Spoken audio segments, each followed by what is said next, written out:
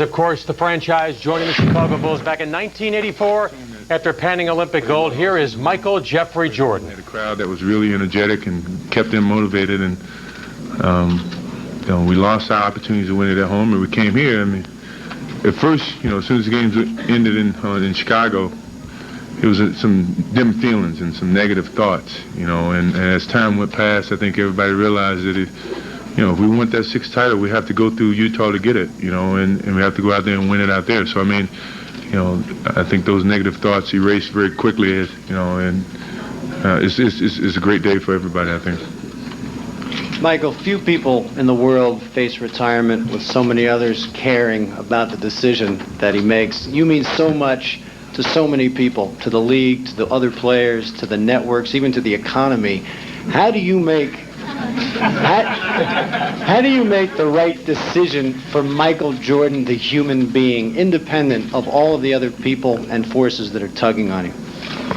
It's a gut feeling. It's just a feeling that I have. When I walked away the first time, it was a feeling. It wasn't something someone told me. When I came back, it was a feeling.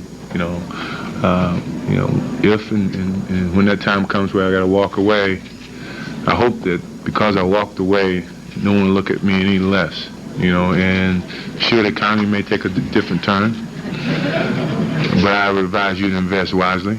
And my life has to continue. Hopefully I'll put enough memories out there for everybody to at least have some thoughts about what Michael Jordan did in his 13 years or 14 years or whatever it takes, and put some comparisons up there for kids to follow and compare themselves and reach, and that's a part of the challenge. And I have another life, and I know I have to get to it, at some point in time, and hopefully the fans and the people understand that. Michael, you said last week that this was the toughest year for Coach Jackson as a coach. What about you as a player? It was tough. It was tough in the sense that I was more competitive than I ever was because I wanted to win more than I ever did, because of some of the bumps in the road, Scotty being out. Dennis, had to step up, and every now and then we had to, deal with Dennis and deal with the different types of expectations, some of the, criticism about our team and the lifestyle that we live, and it's bearing on it. It just takes its toll on an individual, and sure, we just have to keep looking at the bigger picture, which is tonight. It's the biggest picture we could think of, and sure, sometimes the pictures don't look so clearly, but if you keep moving in the right direction, it's going to clear itself up, and tonight is very, very clear. Michael, you just won your 6th championship with Scotty and Coach Jackson. As a man who lives as a player who lives with challenges, how much is a challenge is it for you to win one without them? Pretty sure it's a major challenge, but the question is, do I want to do that or not? That's the things that has to be debated over the summer. Michael, how frustrating it is, or at least annoying, to have to talk that much about your future tonight? Say that again? How frustrating, or at least annoying, is it to have to talk that much about your future and the future of the team tonight? It's not annoying. I mean, most people have been waiting for that, and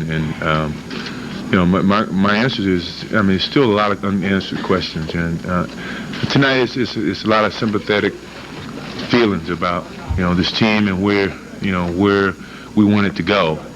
But as time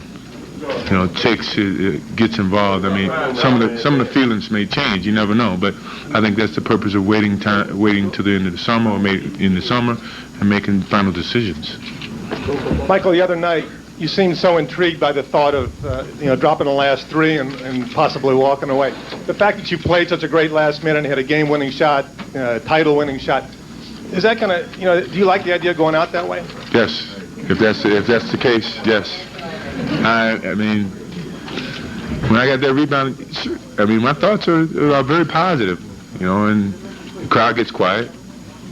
The moment starts to become the moment, for me, and that's what we've been, that's part of that Zen Buddhism stuff, the moment once you get in the moment, when you're there, things start to move slowly, you start to see the court very well, you start reading what the defenses are trying to do. And I saw that moment. And, when I saw the moment, the opportunity to take advantage of it when Russell reached, and I took advantage of that moment. And And I never doubted myself. I never doubted the whole game. We were hanging too close. You know, it was a 3-point game, 4-point game, 5-point game. You know, Scottie Pippen's hurt.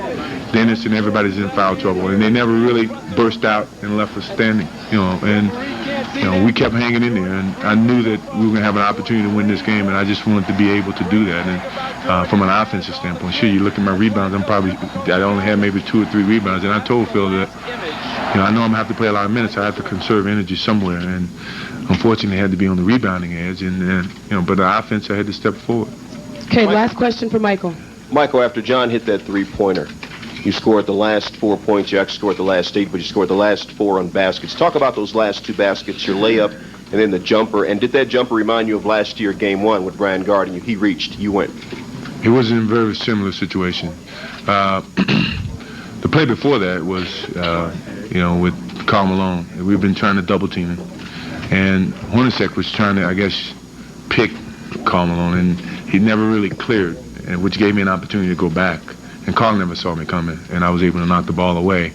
The play before that was when Phil called an isolation play for me, to take it to the hole and make him foul me or get an easier basket, which is what I did. But when I got the ball and I looked up and I saw 18.5 seconds left, and I felt like we couldn't call a timeout because it gave defenses an opportunity to set up, and it was a do-or-die situation. So I let the time tick to where I felt like I had the court right where I wanted to, and Stockton was on the right-hand side with Steve Kerr. I knew he couldn't gamble because Steve has killed him before. So, and as soon as Russell reached, he gave me a clear lane, which, I made my initial drive, and, he bit on it, and I stopped, pulled up, and I had an easy jump shot. Great look, and, it went in. And once it went in, I knew from that point on we've been hanging around long enough. This is a game-winning basket. Now it's just a matter of playing solid defense.